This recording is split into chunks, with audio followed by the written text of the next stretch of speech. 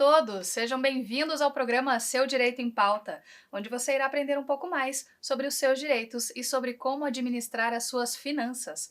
Eu sou Elisiane Moreira, apresentadora, advogada e educadora financeira, e hoje eu recebo aqui em nosso estúdio o Dr. Albadilo Silva Carvalho, que é advogado há mais de 16 anos, membro da Comissão de Direito Bancário da OAB Paraná, com MBA em Transformação Digital e Futuro de Negócios, para conversarmos sobre fraudes bancárias. Seja muito bem-vindo, doutor.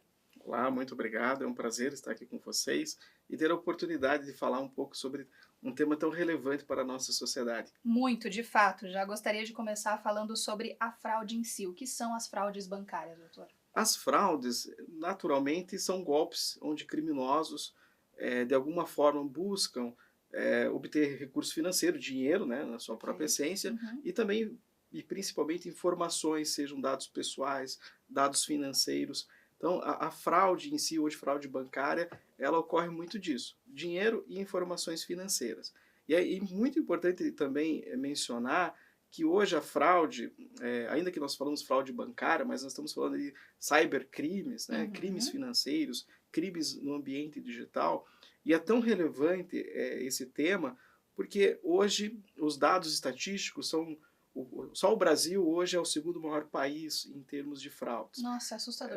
E outro dado muito relevante, mais recente, por exemplo, do FMI, que os cybercrimes, né, hoje, se nós elevarmos todos os países, enfim, é a terceira maior economia do mundo, na casa dos trilhões, onde vários criminosos acabam fazendo uso indevido de recursos provenientes de fraudes. De dados e recursos. Exatamente. Por isso é que é um assunto muito relevante para a gente bater um papo hoje. Muito bom. E quais são as formas mais comuns de fraudes bancárias que afetam aí os consumidores atualmente? Hoje, são várias formas, né? Hoje há milhares de formas de golpes, muito diferente no passado, que nós tínhamos ali o falso bilhete premiado, aquela questão do cheque adulterado, uma duplicata, uma nota promissória falsa. Hoje, os golpes, na sua grande maioria, né, eu poderia aqui dizer que um dos principais é relacionado ao cartão de crédito, seja a clonagem do cartão de crédito ou, eventualmente, o uso por aproximação, algo do gênero, hoje com a facilidade do pagamento instantâneo. Sim. Então, existe essa preocupação muito forte com o cartão de crédito. Uma outra modalidade de forma muito presente é o phishing, que seria a pesca de informações, onde as pessoas recebem e-mails, mensagens de SMS, WhatsApp, buscando a coleta de informações. E o phishing também eu poderia classificar como as recorrentes ligações que nós recebemos diariamente, né, pedindo informações bancárias. Verdade. Ou questionando você teve aqui uma transação suspeita. Essa é a atual, é a do momento. É a do momento. Eu mesmo recebo 2, 3 ligações diárias por dia desse golpe. E aí você acaba, quem não tem conhecimento, fica preocupado e acaba acreditando naquela informação e aí segue a prática do golpe. Uma outra modalidade também muito importante, que eu acho que também está atrelado muito a dados. Hoje, a nossa economia, né, digital, dados, tudo está circulando através disso. Nós temos muitas fraudes também decorrentes de empréstimos, financiamentos, falsas portabilidades de empréstimo consignado, por exemplo, falsos, as questões de consórcio, né, contemplação de carta, etc. Então, no ambiente digital, há muitas fraudes em empréstimos e financiamentos. Mas eu diria ainda que a maior forma, somada a todas essas que eu já falei, é a engenharia social. Aqui eu acho que é a principal forma hoje que as fraudes acontecem, porque depende, obviamente, da interação com o golpista, o estelionatário, com o consumidor, nós, pessoas físicas. Então, aqui, hoje é interessante porque eles estão cada vez mais sofisticados. É verdade. Eles têm realmente uma habilidade muito forte em conquistar a confiança da pessoa e fazer com que a pessoa naturalmente passe as informações, seus dados pessoais e às vezes até senhas, acreditando que está falando com um banco ou falando com alguma empresa do outro lado. Então, eu diria que a maior forma hoje, a principal, que está, acho que nós contribuímos e muito, é a engenharia social. Onde depende da gente, da nossa contrapartida em fornecer esses dados. Exatamente. Eu acho que é bacana explicar para o telespectador, doutor, o que seria o conceito da engenharia social. Como que se dá normalmente? Como que o golpista age nesses casos? O golpista, normalmente, ele vai primeiro, é uma pessoa muito educada, ele vai se passar por uma pessoa e vai manipulando a conversa. Exatamente. Ele vai te induzindo a passar informações. Nós temos vou dar como exemplo uma prática muito comum, que é a do falso boleto. O falso boleto, normalmente, os fraudadores criam um site muito semelhante a de uma instituição financeira. Sim. A pessoa vai nos aplicativos de buscar, eu quero a segunda via do meu boleto, né? E, naturalmente, ela cai num site que já é patrocinado, que já é programado para aparecer como a primeira opção. Bom. A pessoa vai clicar e vai acessar esse site, um site muito bem elaborado, né? Com o passar do tempo, inclusive, a gente vê essa observação, que os sites estão cada vez mais sofisticados, mais Sim. profissionais. Ela clica e entra direto numa conversa do WhatsApp. E a conversa do WhatsApp, ela é induzida, porque ela passa as informações. Então, ela Sim. recebe ali dados básicos. Muitas vezes, só o número do CPF que a pessoa passa numa primeira informação. Por favor, indique o seu número do CPF. A pessoa vai colocar o CPF. A partir do CPF, o fraudador tem um leque de informações, de dados. Porque Sim. hoje nós temos, né, infelizmente, vários sites que comercializam dados. Sim. Então, a partir do CPF, você tem um rol de informações e a partir dali você vai dando credibilidade. E cria, como eu falei, a confiança. Exato. Gerou confiança, gera segurança e aí é a arma perfeita para o criminoso consumar. Exatamente. Perfeito. E como a tecnologia, então, tem influenciado esse aumento ou a mudança nas fraudes bancárias? Acho que já falamos bastante. E até falando do Pix, que é algo novo ainda, né? Mas que também tem possibilidade de enfrentamento de golpe, enfim, de fraude bancária através do Pix, e que também está sendo revista essa questão e regulamentada aí pelo Banco Central, né? Sim, é bem importante, porque a tecnologia, se nós pegarmos os últimos 10 anos, ela trouxe para a sociedade como um todo um avanço significativo. Né? A tecnologia trouxe, além de trazer inúmeras profissões novas, oportunidades de negócios novos, as redes sociais, por si só, ampliou e muito, né? O nosso convívio e interação com as pessoas, gerando muitas oportunidades. A tecnologia ainda no setor bancário, nós falamos muito em transformação digital, a digitalização do dinheiro. Verdade. Né? Então, hoje as transações estão muito mais dentro do celular do que na porta, na fila do banco. Né? Verdade, sim. Então, a tecnologia trouxe essa facilidade para todos nós. Né? Por outro lado, ela traz também para os golpistas, os criminosos, a mesma oportunidade. As facilidades também. E muito mais. Que nem hoje, por exemplo, quando a gente fala em tecnologia, o estelionatário, quando a gente fala que está se sofisticando, ele já está usando a inteligência artificial para criação de sites, ele está usando a inteligência artificial para fazer mudança de voz, mudança de imagem das pessoas, utilizando robôs, né? Essas ligações que nós recebemos diariamente. Essas ligações são decorrentes de robôs. Já é uma automação. Posteriormente é que o golpista entra na o robô passa ligando para todos. A hora que alguém atende. E segue o passo, cai na engenharia social. Caramba, e aí, muito segue. Mesmo. Então, e aí, por que a gente vem no Pix? O Pix hoje é uma das maiores, né, as transações hoje é a maior no Brasil. Né? Se você pegar os dados, tanto de cartão de crédito, pagamento em dinheiro, o que era no passado, hoje o Pix é a maior fonte. Sim. E a instantaneidade da transação. Exato. Esse é o ponto principal do Pix hoje, porque todas as maiorias das fraudes acabam ocorrendo por meio do Pix. E o Pix você consegue disseminar o recurso financeiro muito rápido.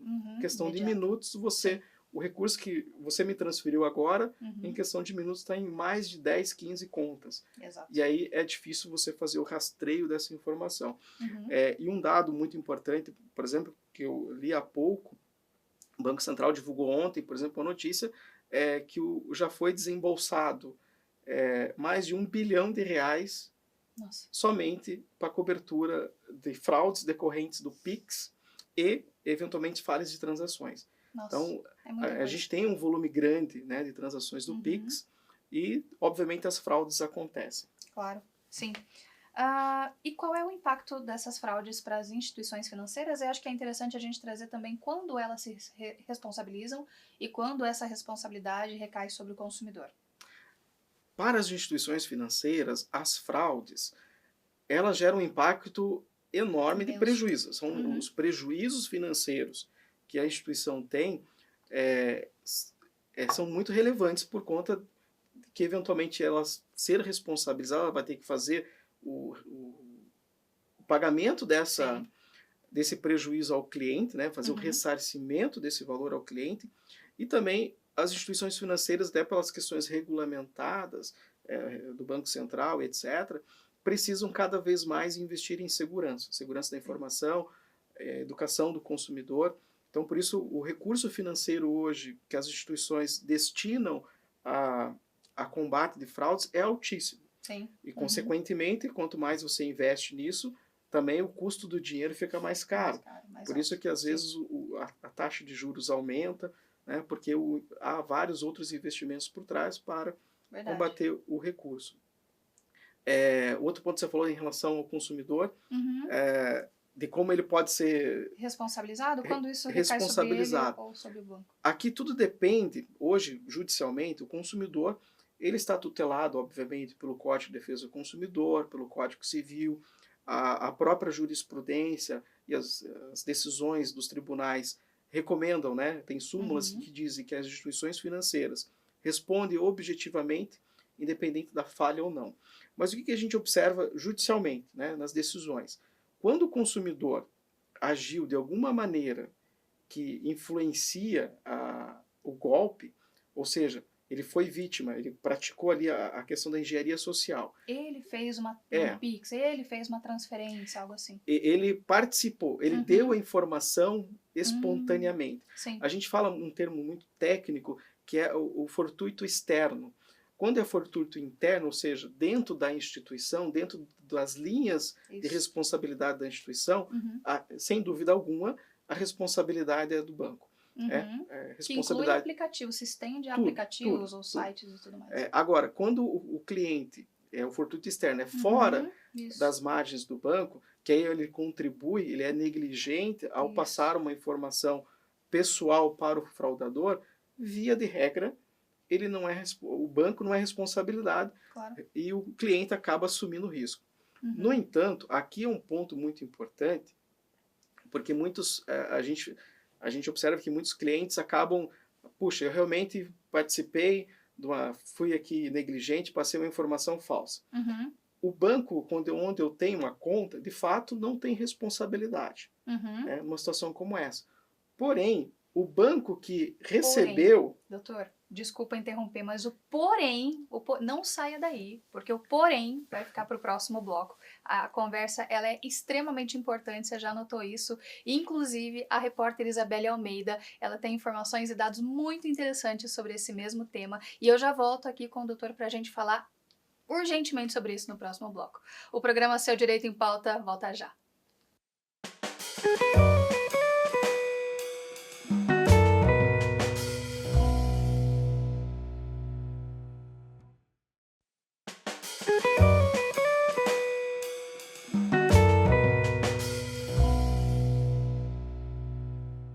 Olá a todos, sejam bem-vindos novamente ao programa Seu Direito em Pauta. A conversa de hoje é com o Dr. Albadilo Silva Carvalho, que é advogado, membro da Comissão de Direito Bancário da OAB Paraná, e a gente está conversando aqui sobre fraudes bancárias. Por isso agora eu converso com a nossa repórter Isabelle Almeida, que trouxe fatos e dados importantes sobre esse tema. É contigo, Isa.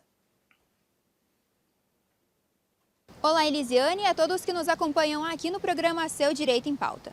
Com a popularização do Pix para transferências e pagamentos, cada vez mais pessoas têm sido atingidas pelo famoso golpe do Pix, lesando os clientes bancários. O Pix atingiu um recorde de 224 milhões de transações, conforme dados do Banco Central, criando um ambiente ainda mais propício para fraudes.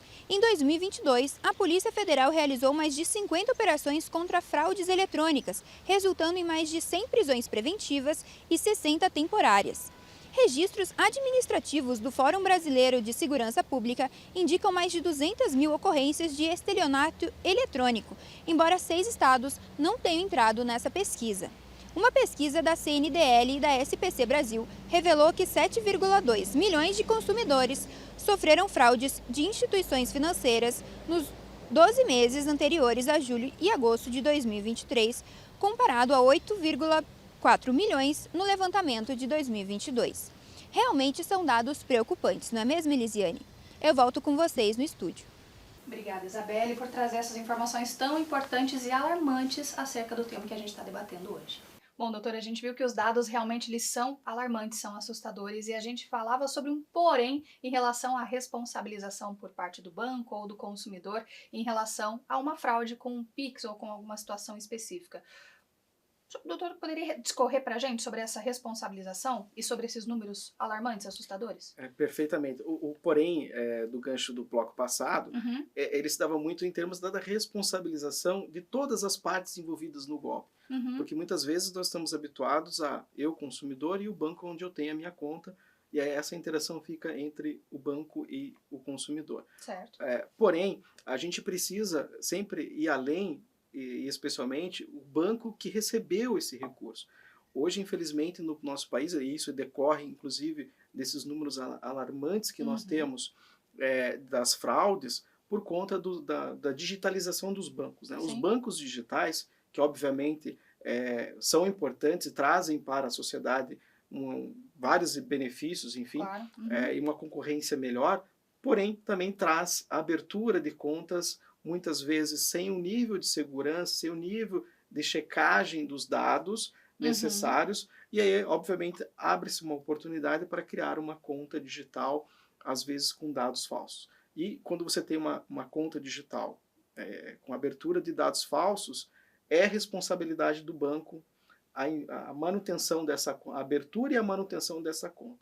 Por isso que essa questão da responsabilização, eu tenho comentado muito com o pessoal e com a sociedade como um todo, que também é importante, quando se detectar uma fraude, tive fraude. Ok, você vai obviamente no teu primeiro banco, mas não deixe de verificar o banco que recebeu o recurso. Verdade. E toda a cadeia, o dinheiro saiu da tua conta, foi para uma outra conta. Todo o recurso, a sequência disso. E aí, obviamente, é importante o consumidor sempre buscar a autoridade policial para o registro do boletim de ocorrência, para que isso seja investigado e adotadas as medidas criminais possíveis.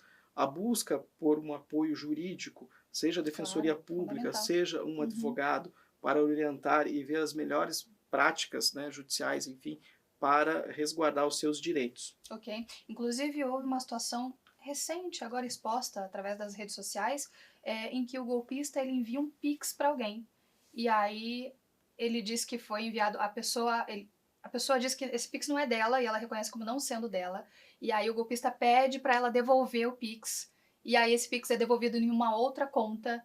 Mas, na verdade, esse Pix nunca aconteceu. Algo até estranho e difícil de identificar como golpe, mas tem sido muito comum, segundo os números aí que informam, inclusive o Banco Central já divulgou nota sobre esse golpe especificamente, porque ele está funcionando muito, porque você primeiro recebe um dinheiro na sua conta. Então, você não pressupõe que é um golpe. E aí, na hora de devolver, você devolve aquele dinheiro de outra conta. E depois, posteriormente, você descobre que, na verdade, aquele Pix que foi enviado decorreu de um empréstimo feito indevido numa instituição financeira. Então, você realmente é envolvido de uma maneira que você não tem como desconfiar que seja, de fato, um golpe. E é uma situação específica. Essa é a questão que eu comentei anteriormente da engenharia social. É Exato, isso. exato. É o envolvimento. As informações, elas se tornam tão confiáveis porque é muito bem feito. Exato. Mais sofisticado, muito como mais o doutor dizia mesmo. Muito mais.